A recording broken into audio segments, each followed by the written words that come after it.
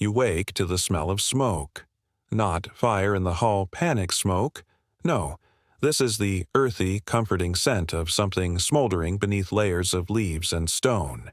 It's breakfast, or lunch, or, honestly, on the ocean, time is a little fluid. But what you're smelling is the unmistakable mark of the emu, the Polynesian earth oven. If you're picturing a hole in the ground with a bonfire tossed in, you're not far off. But this is no campfire free-for-all. The emu is a carefully engineered piece of culinary tech, an ancient pressure cooker with no dials and no electricity, just heat, stone, patience, and a whole lot of know-how. Here's how it works. You dig a pit in the sand or soil, line it with volcanic stones, and build a roaring fire over them until the rocks are white-hot. Then comes the layering. Green banana leaves, food wrapped in more leaves, maybe taro, breadfruit, or salted fish. Then more leaves, sometimes coconut fronds. And finally, a heavy mat of wet burlap-like sacks or soaked mats made from woven fibers. Everything gets buried under sand or earth to trap the steam. And then, you wait. Cooking in an emu isn't just a necessity. It's an art form. Too hot, and you burn the food.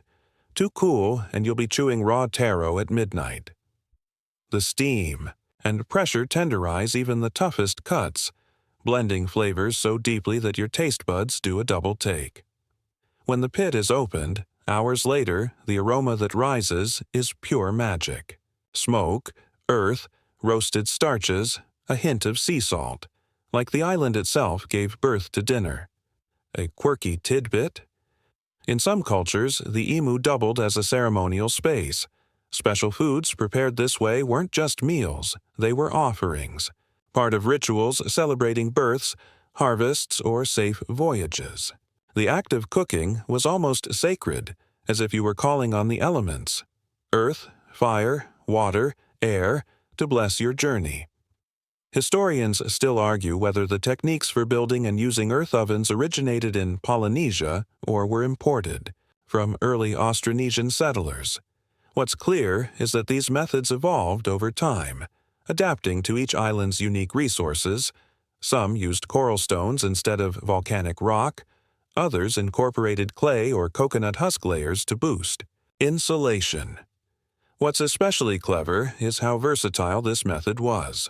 You could cook massive amounts of food in one go, perfect for feeding a canoe crew or hosting a village celebration before setting out.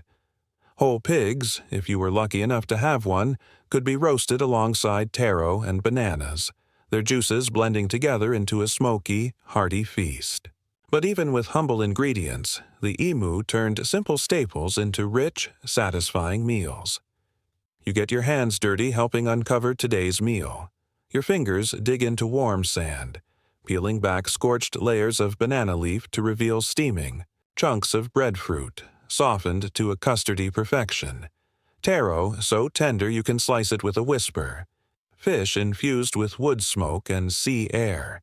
Your stomach growls in anticipation. But this isn't just a cooking technique. It's a communal event. Everyone has a role. Someone tends the fire, someone prepares the food, someone watches the heat, and when it's time to eat, everyone gathers. On a canoe, replicating a full emu is tough, but voyagers adapted. Smaller stones were heated on the canoe itself, and leaf-wrapped food could be cooked in makeshift fire pits on temporary island stops or even on floating platforms designed for just that purpose. Yes, really, floating kitchens. Polynesians were so sea-savvy they sometimes built raised, raft-like structures attached to the main canoe where food could be cooked over flame, with careful attention to not, setting the whole vessel on fire. Risky? Sure. Brilliant? Absolutely. You realize quickly that cooking was never just about eating. It was about rhythm, matching the pace of the fire with the rhythm of the waves. It was about trust, knowing your crewmates would share the work and the spoils. And it was about tradition, recipes passed down not with written instructions but through demonstration, taste, and memory. One fringe theory even suggests that the use of emu pits may have influenced certain Polynesian architectural designs, specifically the circular gathering areas in village layouts, which some believe were modeled after the communal cooking spaces. It's a stretch, but who's to say fire and food didn't shape more than just diets? The irony of it all. This low-tech, hole-in-the-ground oven produces food that modern chefs would swoon over. Tender, smoky, naturally seasoned. It's the kind of thing you'd pay top dollar for at a five-star restaurant with palm frond decor and a ukulele soundtrack. Except out here, it's just how you eat. After the meal, there's a quiet moment.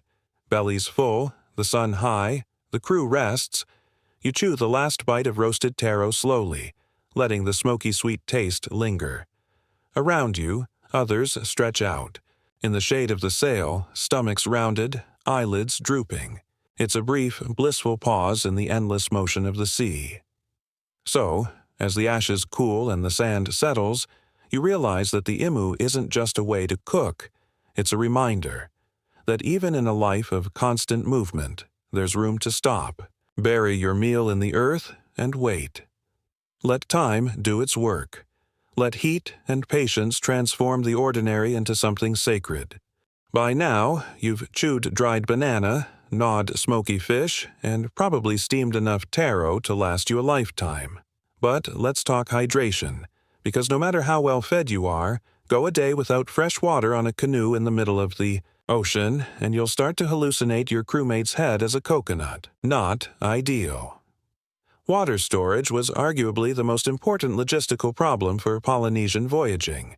You can't just scoop up ocean water unless you want an aggressively salty end to your story. So where did they get drinking water? And how did? They keep it drinkable on weeks-long expeditions without the benefit of ice cubes, thermoses, or hydration apps gently reminding you to sip. First, there were the calabashes. Gourds hollowed out, dried, and sealed with natural materials like wax or tree sap. These made surprisingly effective water bottles. Lightweight, buoyant, and just sturdy enough to withstand life at sea, they were often tied to canoe walls in long rows or buried among the cargo to keep cool.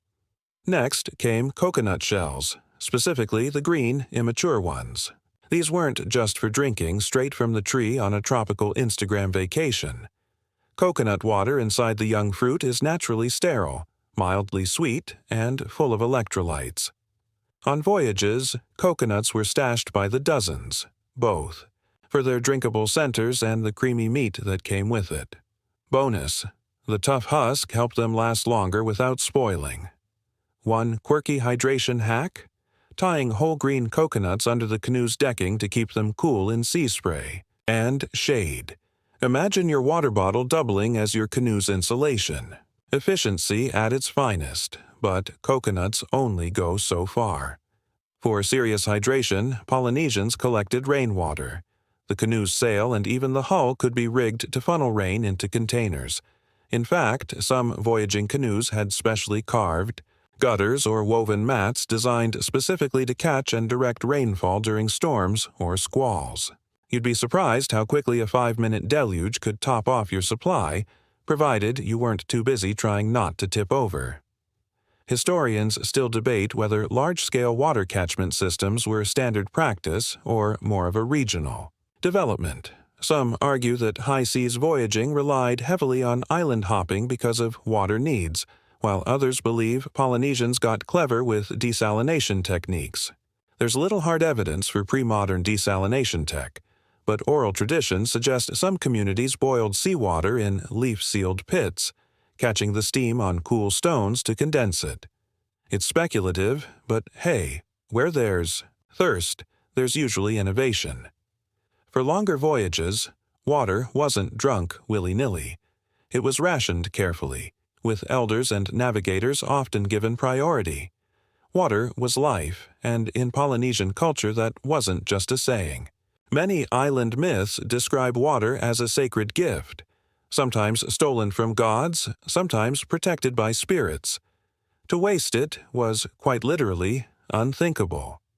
Now, not all hydration came from liquids.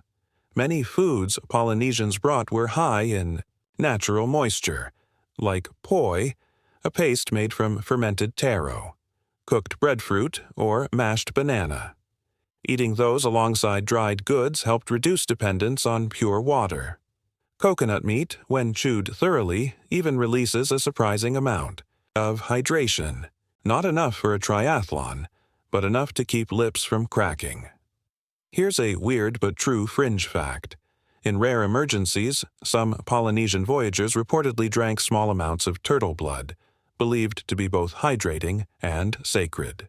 It's not a go-to strategy and definitely falls under the last resort menu, but when you're adrift and parched, tradition sometimes blurs into survival. Even more curious, there are tales of seasoned navigators being able to sip small amounts of seawater mixed with coconut water or diluted over time to train the body for salt. It's controversial and definitely not endorsed by modern doctors, but it reflects how far voyagers were willing to go to stretch limited supplies. Of course, over time, water inevitably went stale. Containers grew algae.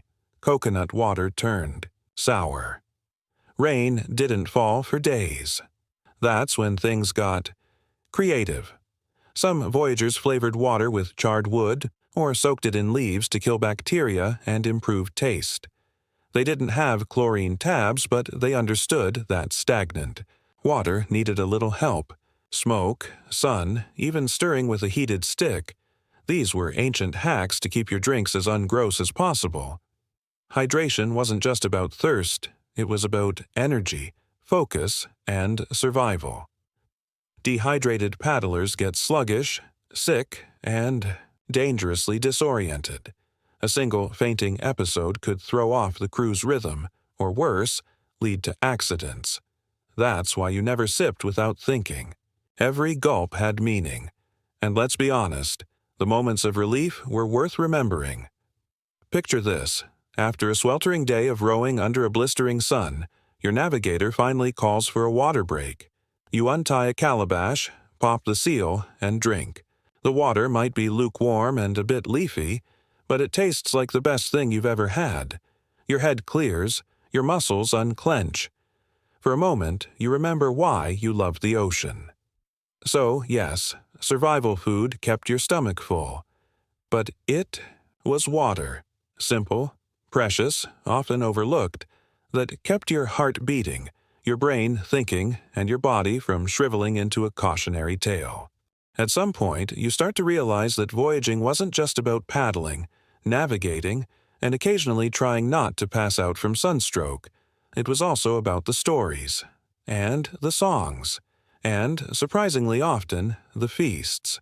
Not just because people needed to eat, but because food had meaning. It carried identity, pride, lineage, and it marked the big moments, like landfall. So imagine this. After weeks at sea, the horizon shimmers with something solid. An island. Not a mirage, not the inside of your eyelids begging for a break, but actual land. Trees, shoreline, maybe even birds that weren't just lost albatrosses. It's a cause for celebration, yes, but it's also time to break out the arrival food. You might think landfall means going straight into exploration mode, but nope. First, you eat. With ceremony. With reverence. Because arriving somewhere new means survival. It means the gods or ancestors or prevailing winds decided to let you live another day. And what better way to mark that than with the good stuff? What was the good stuff? That depended on what you had left and sometimes what the island had to offer. A stashed banana bundle, slightly fermented but still sweet. Perfect. A hidden pouch of candied breadfruit or salted pork. Even better. These weren't everyday rations. They were intentionally saved, wrapped in extra layers of leaf or bark, sometimes even buried in sealed gourds to protect from salt and moisture. Like a present from your past self who thought, hey, in 3 weeks you're going to really need this. This wasn't just tradition, it was psychological. A reward, a reminder that the grueling voyage had a point. Historians still argue, whether these arrival feasts were formal rituals or informal moments of relief. But what's clear is that food marked the end of one chapter and the beginning of another. You don't just touch land, you make it a moment. And that moment might be shared with whoever already lived there. Because, plot twist, not all landfalls were discoveries. Sometimes voyagers were returning to islands they hadn't seen in years, or meeting distant cousins from the same ancestral line. In these cases, the arrival meal became an offering, too, a sort of edible hello. You'd present your food, wrapped and prepared with care, and in return you'd be welcomed. Or, not, depending on how good your fish offering was. Food diplomacy wasn't exclusive to Polynesia, but it was especially crucial in a region where kinship, honor, and oral reputation were everything. Bring spoiled taro to a first meeting. You might be remembered for generations, but not fondly. Show up with a beautifully roasted breadfruit wrapped in braided pandanus? You've got a shot at trade, alliance, or at least not being immediately thrown off the beach. Here's a quirky, cultural tidbit. In some islands, there were customs where guests weren't allowed to speak until they had eaten a formal dish, usually served by the hosting chief. It was a way of saying, "We've fed you, now you're part of our space." And until you took that first bite, you weren't truly there yet. Even the way food was wrapped mattered. Decorative wrapping in coconut fronds or tapa cloth could indicate rank, respect, or occasion. One theory suggests that some wrapping methods doubled as early proto-writing, symbols and knots woven into the bundles that silently communicated meaning, ceremonial, sacred, or don't. Eat this, it's for Grandma. There's also evidence of delayed celebration feasts. Picture this. You land, you explore, you build shelter, and then, a few days later when things feel more stable, then you feast. This had practical logic. You didn't want to burn your best supplies before knowing the island had enough fresh water, fruit trees, or friendly locals. So you waited. And when you did finally roast that prized dried fish or dig up that hidden tuber stash, that meal tasted like victory. Of course, some food was meant for offerings rather than consumption. A little lump of taro placed beneath a sacred tree. A sliver of cooked fish cast into the surf. A nod to the gods of sea and sky, asking for safe anchorage and good fortune in this new place. Even if you were exhausted, sunburned, and smelling like fermented banana, you still paused to give thanks. With food, always food. Historians still debate the extent to which these offerings were symbolic versus survival strategies. Did voyagers make offerings because of faith, or because they noticed it seemed to correlate with good weather and successful encounters? Hard to say, maybe both. After all, if giving up a scrap of pork helped you avoid a bad storm, you'd do it, faith or no faith. But here's something even more telling. Once you were on land, the cooking didn't stop. It expanded. You moved from canoe food back to full emu pits, to multi-dish spreads, to shared meals under palms and stars. You re-entered the world of abundance and choice, even if only temporarily. And food became storytelling again, about what you'd seen, what you'd survived, and what you hoped to build. You remember that little pouch of roasted breadfruit you saved? You unwrap it, still warm from the sun. You take a bite. Soft, caramelized, a little chewy, a little smoky. Around you, others open their own bundles. Some laugh, some cry. One guy just straight up lies down and weeps into a steamed banana leaf. Fair, because this isn't just about hunger anymore. It's about landing. About knowing the ocean didn't swallow you whole. About knowing you can unroll your woven mat, stretch your legs and let the sand hug your toes instead of bracing for another rolling wave. You've made it, for now. Land under your feet, sun on your face, and the quiet rustle of island breezes filtering through palm fronds. It's a far cry from the damp canoe floor and wave slap you've grown used to. But don't get too cozy yet. You're not just here to rest. You're here to plant the future, and that begins, unsurprisingly, with food. One of the most remarkable aspects of Polynesian voyaging wasn't just the distances covered, but the way voyagers brought entire ecosystems with them. Seriously, portable agriculture. You didn't just pack snacks for the trip. You packed seeds, cuttings, tubers, and shoots for planting once you arrived. That's some next-level meal prep. Historians still argue whether this intentional transported landscape strategy was fully systematized or grew organically over time, but the evidence is strong. When you land on a new island, you need a sustainable food supply. That meant you didn't just hope the island had taro, you brought your own. Canoes carried a living pantry, sprouted taro and yam tubers wrapped in moist leaves, breadfruit cuttings, kept damp with coconut husk, sugarcane sections bundled like bamboo scaffolding, and banana corms carefully tied in woven slings. These weren't thrown haphazardly onto the boat.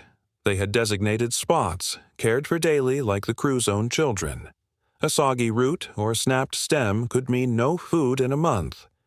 You learned to prune, rewrap, and gently whisper threats at that one stubborn kava plant refusing to sprout. This botanical convoy had cultural layers, too. Certain varieties of plants were sacred to specific lineages or islands. Bringing your home taro to a new island wasn't just practical. It was a piece of your identity. It rooted you, literally and spiritually, in unfamiliar soil. The first. Gardens weren't large, just small plots carved out near freshwater sources, raised mounds for yams, sheltered groves for bananas, shaded trenches for taro. You learned quickly what the new island soil would accept and what it rejected. Like a picky eater at a potluck, one quirky but clever practice, using ash from your arrival fire to enrich the new planting area. It wasn't just cleanup, it was fertilizer. Ash provided potassium, helped balance pH, and acted as a mild pest deterrent. Polynesian voyagers didn't have pH test strips, but they did have centuries of observation and a keen sense of what made things grow, or die. And speaking of pests, you brought animals too. Not a full Noah's Ark, but enough to get started.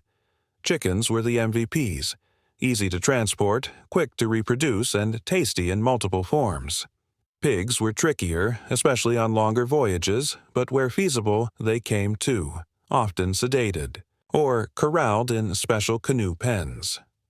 Dogs? Yes, Polynesians had a distinct breed of dog, now extinct, that traveled with them. Not just for companionship, but sometimes for food. That's right, your best friend could also be your backup dinner. It's a rough concept for modern pet lovers, but within these early societies, survival often trumped sentimentality. Here's a fringe fact that gets glossed over. In some voyages, select insects, like pollinators or beneficial beetles, may have hitched rides intentionally. Not in cute little bug baskets or anything, but as soil stowaways in plant bundles. Tiny passengers, huge impact. Without pollinators, those carefully transported breadfruit might flower in vain. Nature's got its own logistics. Once your food system was grounded, it became social glue. You weren't just eating to survive anymore. You were feeding others, trading sprouts, sharing recipes, comparing taro textures with your new island neighbors. Gardening became a community act. The man who grew the first flowering banana was a legend. The woman who figured out where the yams liked to grow best? She basically ran the place for a season. There were rituals, too. The first harvest wasn't taken lightly. Some groups offered the earliest fruit to the gods, placing it on altars or burying it in sacred earth before anyone took a bite. Historians still debate how widespread these ceremonies were, but oral histories speak of them with reverence. You don't just pick the first taro leaf and slap it on a plate. You bow, you sing, you thank, and once gardens matured, your diet expanded again. Steamed greens, fresh fruit, roasted root vegetables you didn't have to ration like gold. It was the culinary equivalent of breathing deep after holding your breath across an ocean. Of course, not everything grew equally well everywhere. You had to adapt. Maybe your favorite yam variety got cranky in this island's volcanic soil, or your sugarcane dried up under unexpected droughts. That's when the trading began. Voyagers didn't just colonize, they networked. Canoes came and went, bringing not just news, songs, and lovers, but also food. You might swap your thriving banana strain for your cousin's disease-resistant taro. You might send your pigs on a romantic getaway to improve breeding diversity. Food moved just like people did. One curious practice? Plant gossip. That's what some scholars call the oral tradition of remembering where each plant variety came from. You wouldn't just say, "This is my breadfruit." You'd say, "This is the hapai breadfruit, given to my grandmother by a chief from over the reef, passed down through 6 hands and 3 storms." Every crop had a story, and stories had flavors. Over time, you built an edible library, rows, of plants not just to eat, but to remember. Gardens became a kind of autobiography. This grove, from your first landfall. That yam patch, from the second canoe that came years later. That odd pineapple with the sour kick, a fluke you kept because, honestly, it pairs weirdly well with fish, and so food moved from survival to storytelling. From rationed to abundant. From packed in a gourd to spreading in a field, humming under sun and rain, telling everyone who you are and where you've been. You weren't just fed, you were rooted. Even paradise has its fine print. You've landed, you've planted, and your taro leaves are glistening in the morning dew like something from a travel brochure. But here's the twist. Nothing stays static. Not even your beautiful new garden. Because sustainability wasn't a buzzword back then. It was the only way you kept from starving, and so begins the long, quiet dance with time. At first, things are easy. The soil's rich, the rain's kind, and the pigs are breeding like, well, pigs.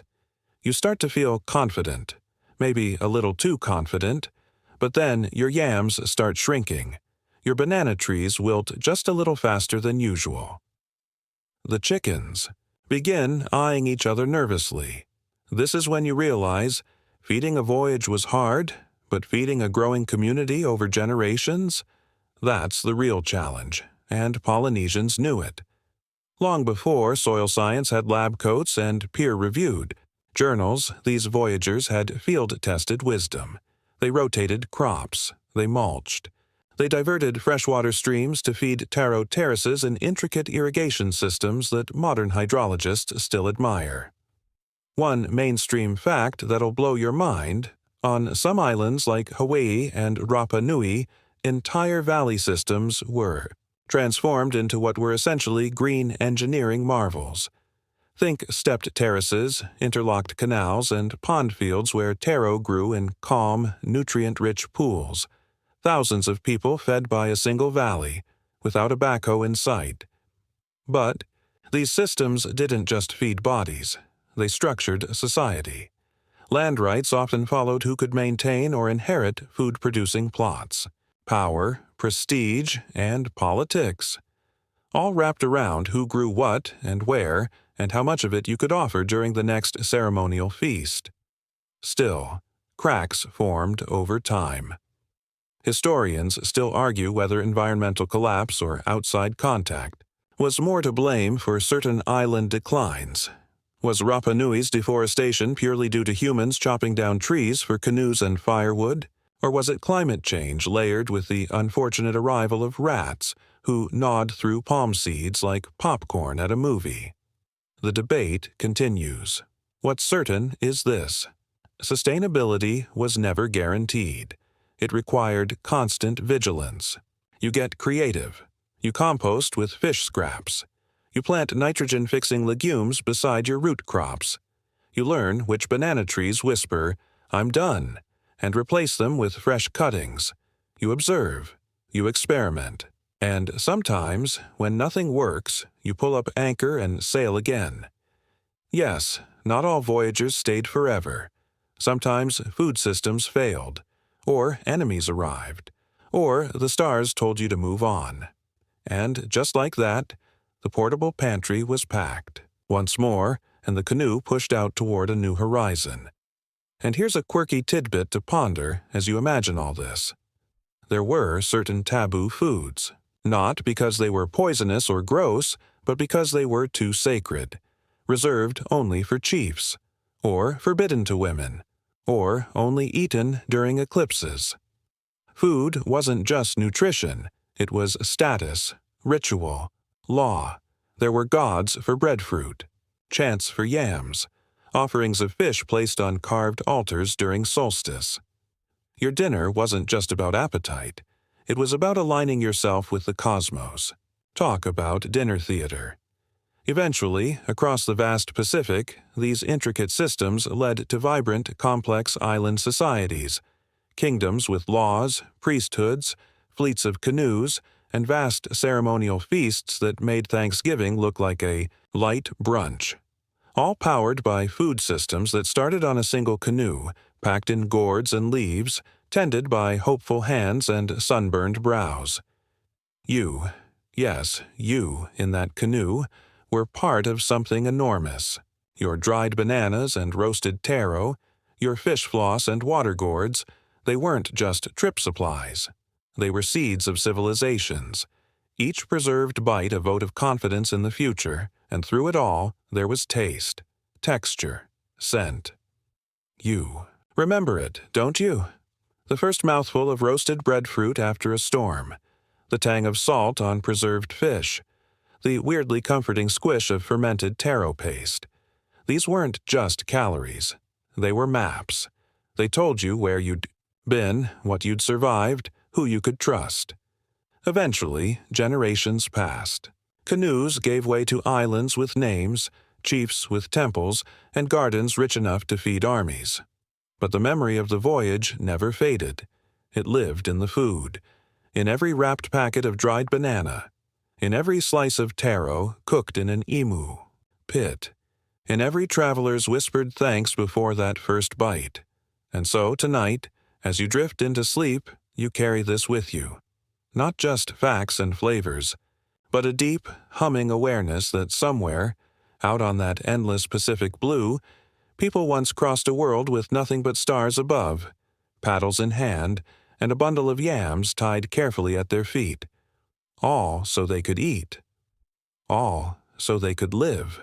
So now, with the ocean gently quieting in your mind and the flicker of firelight fading behind your eyelids, let yourself unwind. You've voyaged across seas tonight, not in a canoe, not with salted pork and dried bananas tucked into a leaf basket, but still, in your own way, you've sailed. You've touched distant shores, listened to the crackle of fire-roasted breadfruit, and felt the soft thud of your feet against warm, waiting land. And as your breath begins to slow, picture one last scene. A moon hanging low over an island cove, its silver glow brushing across the tops of palm trees. There's a small circle of people gathered beside a fire. Someone unwraps a woven bundle. Steam rises, a shared smile. No words, just gratitude. A meal not rushed, not rationed, not hoarded, but offered. Let that image sit with you. Let it root itself gently, like a taro sprout in soft earth. Because tonight isn't just about history. It's about memory. About knowing that people long ago endured hardship, leaned on each other, and trusted in humble things, like fermented fruit and a flickering star, to carry them through. So wherever you are, however late it is, you're part of that chain now. Connected by stories, by flavors, by the enduring rhythm of survival and care. Let your shoulders drop. Let your eyes close. You've sailed far enough for one night. Sweet dreams, Voyager.